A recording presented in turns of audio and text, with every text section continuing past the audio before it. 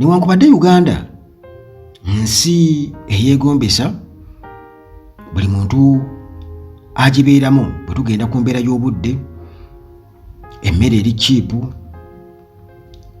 kwegamba abafere bajagala nnyo era Abanigeria bagyettanira nnyo, bagamba nti at least wano Uganda n'abo abadiiringa katugeze mu forex bagamba nti teri mateeka oba bukwakulizo bungi nnyo nga bw'oyinza okusanga mu mawanga nga Kenya.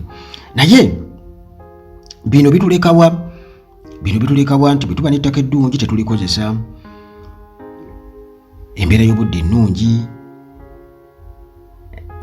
ekyokubeera nti nno abakozi b'ebikolobero bettanira nnyo Uganda nti yo Uganda eyingiza buli omu, tefaayo, tebateeka obukwakulizo bw'amaanyi, era nti abo abakozi b'ebikolobero ababbi abafere bettanira nnyo Uganda. Kino kitukoseza ddala. Kati bwe kijja kukubeera nti nno Uganda era Kabejja Museveni kennyini abali b'enguzi newankubadde nga yeefuula nti nno ate abakanye n'omulimu gw'okulwanyisa enguzi, ate abawolereza nnyo ababbi nga bakakasiddwa nti babbi era amaliriza abakomezaawo mu gavumenti ye.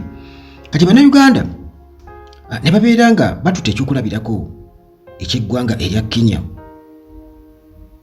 ekyokubeera nti batuuse okubeera nga bajja obwesige mu deputy president oluvannyuma lw'okubeera nti yakwatiddwa mu buli bw'enguzi. Era nga ebibuuzo bingi nnyo bwe tugezaako okubeera nga tugeraageranya Uganda ku Kenya, tulabira ddala nga Uganda eri wala nnyo wano ku mulirwa ne Kenya, era nga Kenya tukolagana nayo mu buli ngeri yonna kubanga omwalo gwayo tugukozesa, era bannayuganda bangi nnyo babeera sayidi ze Kenya eyo mu biseera eby'olutalo oba eby'entalo wano baddukira e Kenya eyo. Kakati tetumanyi lwaki wano e Uganda ebyobufuzi bikwasaganyizibwa bulala nnyo, era olabira ddala nga e Kenya ebiriyo at least nti bajja kubeera n'embeera endala yonna enkalubo, naye bwe kijja ku buli bw'enguzi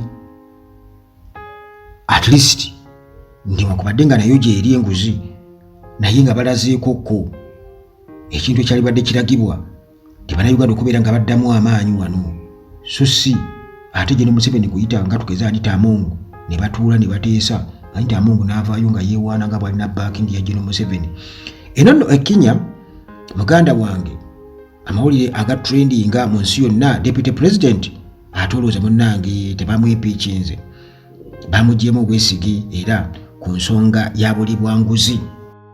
Abannajjadda investments beekwate kwa ayagala okubeera ng'ogula ennyumba oba ozimba ennyumba n'okukola project ku ttaka lyonna ddala kikulu nnyo ekyo nkiremerako, kubanga bannayuganda bakijjumbidde nnyo ne bateeka projects ku ttaka lye balina mu kifo ky'okulitunda, ne bateekako ebidiba by'ebyennyanja, ne balimirako, ne bateekako zifaamu. Abannajjadda investments basobola okubeera nga bakulambika bulungi nnyo butya bw'oyinza okuba nga mukikwasaganya era okubeera ku mukulu Kizza Shafik n'abayagala okuzimba oba okugula ettaka. Byonna munnange babikola. Kakati munnange ku ggwanga bano eri omulirwano ewa Ruto, Rigathi Gachagua ono yabadde deputy president era babadde bamwakyuzinga bannakenya era nga basinzira mu parliament okubeera nga bamulitako bwino nti ono abadde yenyigira mu bikolwa ebyobuli bw'enguzi. Kakati munnange ng'alina okubeera ng'akubwako akalulu, alina okubeera ng'akubwako akalulu mu parliament era munnange okukakana ng'obululu 281 bwonna bugamba akole kyagobwe. Anambona bwe bumuwagira bwokka. Era munnange okukakkana ng'ate tagobeddwa era bw'atyo agenda kuyingira ebyafaayo ebya Kenya nga deputy president asoose okubeera nga munnange ava mu ofiisi ng'akwatibwa ku nkoona mu ngeri efaanaganako bw'etyo. Jjukira nti bino byonna mbikubuulira olina okubeera ng'ogeraageranya ne Uganda. Era nsuubira okuba nga essaawa eno oteeka okuba ng'okutte ku ttama ogamba Mukama Katonda. Kakati munnange nga bw'obiwulira awo nti ojja okwewuunya nti wano Uganda kisoboka. Nze nsuubira okuba nga tujja kusigala nga twegomba bwegombi. Tujja kusigala twegomba bwegombi naye tetusobola kubaako kye tukolawo kyefaanaanyirizaako ng'ekyo nti obuyinza bwali badde budda eri abantu n'abo ababakiikirira, naye era still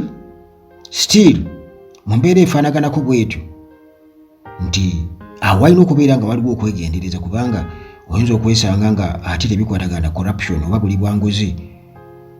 Oyinza okwesanga nga omukulembeze w'eggwanga oba omufuzi w'eggwanga mufunyemu obutakkaanya n'akusindikira munnange empologoma ze ne zikola ki? Ne zikugaayagaaya. Sindikira empisi ze ne zikola ki? Ne zikulya mu ngeri efaanaganako bw'etyo nti aka tukiyise eri mu ngeri ya demokulasiya. Tetugenda kubeera nga twemenya. Kanyonyola abantu era okukakkana munnange nga ogobeddwa ate mu kuswazibwa. Naye bwe kiba nga si bwe kityo nti Kenya awo munnange ebeera step ahead ku Uganda, ebeera step ahead. Era nga bikugenda tujja kusigala nga tugyegomba bwegombi, naye ffe muganda wange twakona wano Uganda. Anita Amongo ne Taibwa muganda wange ekyo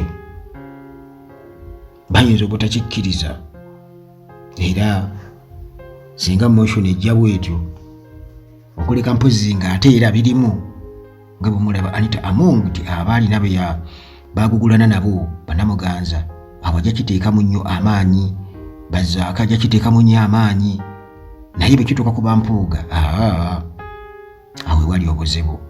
Era omukulu ono agamba nti singa oba oli awo banzaala Uganda nga gye mbadde nga vice president, ani yandinkutteko ate ani yandikukutteko? Kubanga sipiika yali badde akutaasa definitely. Awo bo tebakolerawo nsobi yadde n'akamu. Nga Anita Amongo ye sipiika ku mulembe guno. Kakati ensi za Africa mbutuufu zaali badde waliwo ewamu ensi ezimu nga muganda wange waliyo zero tolerance ku bigambo by'enguzi kati ng'e Rwanda. Era nga ekyo kiyinza okubeera nakyo kigiyambye nnyo oba oli awo okukulaakulana okutuuka awo weeri. Naye wano mu Uganda muganda wange obujulizi ne bwe bubaawo tewaliwo kiyinza kukolebwa, naye nga wandibaddewo ekikolebwa mu butuufu kubanga kiri too much. Gwe wulya General Museveni ng'ayogera ku kulwanyisa enguzi, naye ate abali b'enguzi ababbi bennyini baawuliriza era nabo ne bajja ne batuduulira. Kale Uganda mu mbeera bwetyo terina paalamenti okuleka okubeera nti kati erina bamane dealers. Ti mu paalamenti ekolebwayo ddiiru, sente ziri muli bawugira muli nga ebiro bwe yatugamba nti bannange sente ziri mu paalamenti. Kale nga bwe nkugambye nti singa kibeera ddala nga tekiri ku butakkaanya, ayinza okuba nga oba alina obutakkaanya ne boosi we Ruto, nga bwe kiba nga kiri mu mazima na bwenkanya nti ddala buli bwanguzi, ekyo kirungi nnyo kubanga kiwa ekyokuyiga eri amawanga ga Africa amalala n'abana e Uganda okuba tikyali bali kikolebwa bwe kityo. Kale twetaaga eggwanga ddala mu butuufu nga liri free, a democratic free country nga Kenya. At least bagezaako ne wana Uganda olire babagamba nti waabe rule of law yeekola, naye wana Uganda revolution yeekola ki? Yeekola. Byali ebigambo bya Muhoozi. Kale Bannange binyinza okugamba ebyo Kenya eri wala nnyo ku Uganda bwe tuba twogera ku bulwanyisa enguzi era eno batekinga action so nga ate mu Uganda muganda wange nti Bannayuganda kasaba bawaayo akasente ng'ebintu babiteeka wali nga bawoza kimu leka alye ndaba buli omu alya naawe bwe bakuwa goloza kyangu nnyo okubba naawe genda bakuwobbe. Bannayuganda bwe babadde boogera bwe batyo naye beerabidde nti kamukamu gwe muganda nti akasente akatono ono katutte n'oli yensonga lwaki muganda wange emmotoka ogivuga ogizunzazunza mu kkubo bw'oti ogizunza namboozi yagamba nti wakyali keep left wano e Uganda nti gwe ojja keepinga left nga embeera ekukkirizisiza okubeera nga keepinga left naye olina okuvaayo ogende ku right odde eno bw'oti era n'emmotoka zakimanyiira nti zigenda zitambula zigizaga mu kkubo mu Kampala wano. Ebyo byonna munnange biva mu bubbiina buli bwanguzi era nga biriko ababiri emabega abeefuula nti nno balumirirwa nnyo kumbe balina bigendererwa birala. Jjukira nti teri alumirirwa nga talina kigendererwa. Emmese bw'eba ekukeketa ekigere ekukeketa efuuyirira oleme kuzuukuka nga gwe bw'owoomereza owulira bulungi kumbe ekkeketa ogenda okukera ku makya ng'ekukekese naye obwedda ng'ekufuuyirirako bw'eti nga gwe bw'owoomereza ogamba owulira bulungi. Abasajja batukekese, abasajja bakekese Uganda yonna okutuuka ogyereka nga skeleton kuba akafaananyi ku by'obugagga by'eggwanga ebiri mu ggwanga eby'obugagga gold n'ebirala byonna biragawa birinako accountability emanyikiddwa oba by'abantu buntu babyezza. Ebitongole eby'amaanyi ebyali bikola ssente wano National Water eyaliyo ibbi kati umeme biri mikono gy'abaki